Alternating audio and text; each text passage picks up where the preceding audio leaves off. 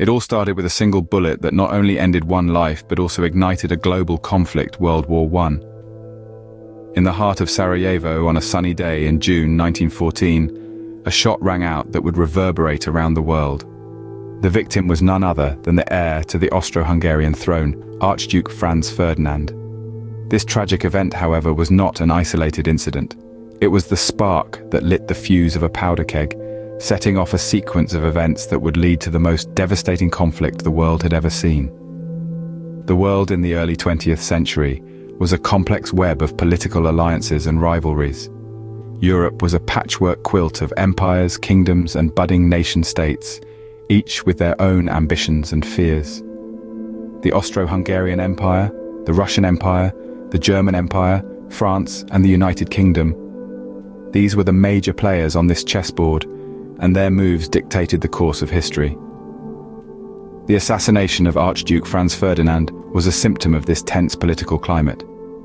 The young Bosnian Serb who pulled the trigger was part of a larger movement that sought to end Austro-Hungarian rule over Bosnia and Herzegovina. This act of defiance and rebellion was a direct challenge to the status quo, and it sent shockwaves through the corridors of power in Europe. Meanwhile, an arms race was escalating. Industrialization had transformed warfare, and nations were eager to showcase their military prowess. Dreadnoughts, the mighty battleships of the era, were being built at a frenetic pace. Armies were growing larger, and their weapons more lethal. The stage was set for a conflict of unprecedented scale and brutality. Yet when that fateful bullet was fired in Sarajevo, no one could have predicted the horrors that lay ahead. The world stood on the precipice of a new era, one marked by trenches, tanks, and total war. The assassination of Archduke Franz Ferdinand was merely the catalyst, the spark that lit the fuse. With the death of the Archduke, the world unknowingly teetered on the brink of a devastating war. In a chain reaction of declarations, the world plunged into war. It was as if a domino rally was set off, with each piece representing a nation tipping into the fray. The first domino to fall was Austria-Hungary. In response to the assassination of Archduke Franz Ferdinand, they declared war on Serbia on July 28, 1914. This initial act of aggression marked the beginning of a conflict that would consume the globe. Serbia had a big brother in the form of Russia, a nation unwilling to let this act go unanswered.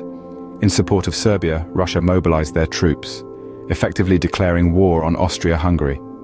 In response to this, Germany, allied to Austria-Hungary, declared war on Russia. This chain of events escalated quickly, each declaration pulling more countries into the conflict. The conflict was not confined to Europe alone. The global network of alliances and treaties that had been established in the preceding years meant that the war quickly spread beyond the borders of Europe. Germany declared war on France and invaded Belgium, dragging the United Kingdom into the conflict. The stage was set. The world was split into two main alliances. On one side were the Central Powers, consisting primarily of Germany, Austria-Hungary, the Ottoman Empire, and later, Bulgaria. On the other side were the Allies, initially formed by France, the United Kingdom, and Russia, and later joined by countries like Italy, Japan, and the United States. This was not a simple case of one country against another. This was a global chessboard, with nations as pieces, each with their own agenda and strategy. The world had become a battleground, with the Central Powers and the Allies as the main contenders. As the summer of 1914 came to a close, the opening moves had been made, the pieces were in place. The world watched in anticipation and dread as the greatest, most devastating game in human history began to unfold.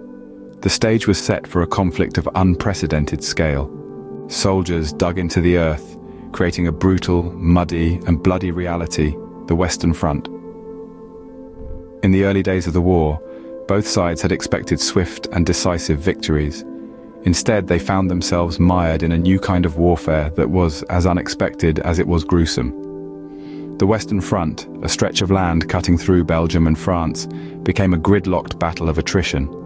The soldiers dug trenches, long, deep ditches that provided some protection from the enemy's fire.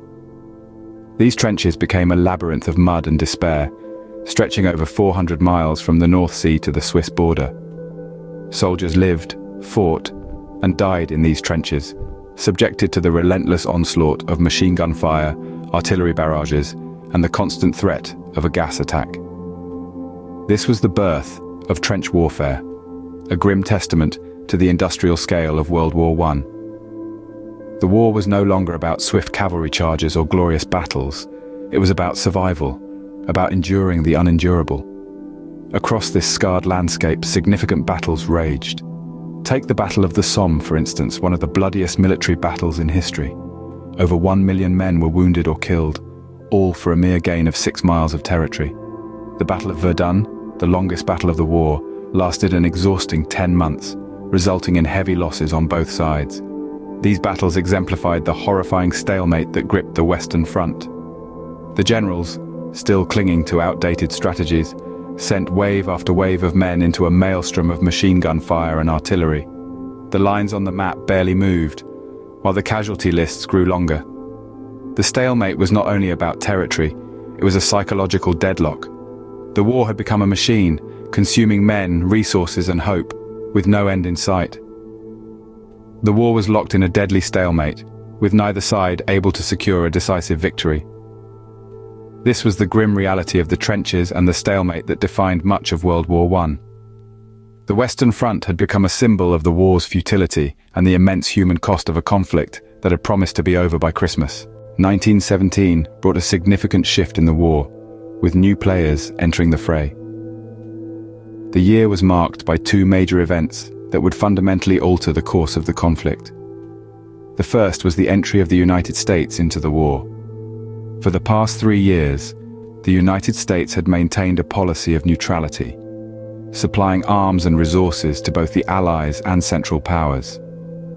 However, the unrestricted submarine warfare by Germany, which resulted in the sinking of American ships and loss of American lives, coupled with the infamous Zimmermann telegram, led President Woodrow Wilson to ask Congress to declare war on Germany. With the entry of the United States, the Allies received a significant boost. The fresh American troops, known as doughboys, brought new energy to the weary European forces. The United States also provided much-needed resources and financial aid, strengthening the Allied war effort. But 1917 also saw a significant development on the Eastern Front. The Russian Revolution, sparked by years of war-induced hardships and political discontent, led to the overthrow of the Tsarist regime. The Bolsheviks, who seized power, were keen to end Russia's involvement in a war that they saw as a bourgeois conflict. By December, Russia had signed an armistice with the Central Powers, effectively withdrawing from the war. The withdrawal of Russia was a double-edged sword. On one hand, it allowed Germany to concentrate its forces on the Western Front. On the other hand, the prospect of a separate peace with Russia alarmed the Allies and further motivated them to fight. As the dust of 1917 settled, the tide of the war had undoubtedly shifted. The Allies, bolstered by American involvement and driven by the urgency of preventing a German victory, now held a distinct advantage. The Central Powers, despite the temporary respite provided by Russia's withdrawal, were beginning to feel the strain of a war that had already lasted longer than anyone had anticipated. The entry of fresh troops and resources tilted the balance of the war in favor of the Allies. In 1918, the sounds of gunfire fell silent, marking the end of World War I.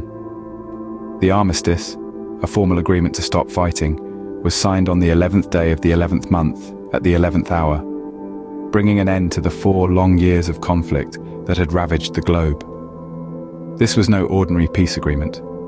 The armistice, signed in a railway carriage in the forest of Compiègne in France, laid the groundwork for the Treaty of Versailles, a document that would have far-reaching implications for the world. The treaty was signed the following year in the Hall of Mirrors at the Palace of Versailles, just outside Paris. It set forth severe terms for Germany, the main aggressor, demanding substantial territorial losses, disarmament, and hefty reparations for the war. The world map was redrawn in the aftermath of the war, empires crumbled, and new nations were born. The Russian, Austro-Hungarian, German, and Ottoman empires were no more, replaced by new states and republics. The League of Nations, the precursor to the United Nations, was established in an attempt to maintain peace and prevent future global conflict. But the cost of the war was not just territorial or financial, it was intensely human. An estimated 10 million soldiers lost their lives, and many more were left wounded or missing. Civilian casualties were in the millions as well. The war also led to the Spanish flu pandemic, which claimed even more lives than the war itself. The war had profound social and cultural implications too. It changed the way people thought about war and peace, about human life and its value, and about the world order. It was a war that saw the advent of new weapons and warfare tactics, the rise of women's roles in society, and the beginning of significant technological and scientific advancements. World War I, a war that reshaped the world, ended not with a bang, but with the stroke of a pen. In just over 4 years, the world had changed dramatically. In this short span, we saw the spark of war ignite, leading to the start of World War I. We delved into the grim reality of the trenches and the ensuing stalemate. We witnessed the tide of war shifting, and finally, the end of the war. This period of history irrevocably altered the trajectory of the world. Remember, history is not just about the past, it's about understanding how we arrived at our present. Thank you for joining this 10-minute timeline. If you enjoyed this clip, please like, comment, share, and subscribe for more.